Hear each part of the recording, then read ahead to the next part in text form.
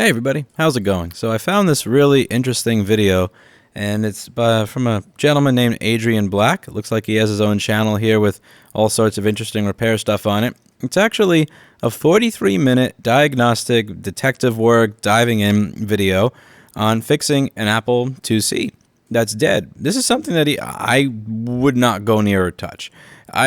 Don't even like getting stuff from back from 2010 or 2011 because finding good donor parts to something from 8 or 9 years ago is a nightmare.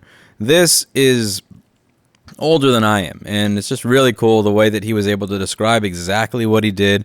He walks you through every step by step. He walks you through the thought process. He shows you everything. I genuinely enjoyed watching this video, and I think that people who subscribe to my channel and like what I produce may also enjoy the content that he produces because it's in a similar vein, just a little bit more professional from his end. So do check it out. I'll leave a link in the description down below, and really good job getting this thing working again. It's just really cool to see that thing actually boot up and turn on.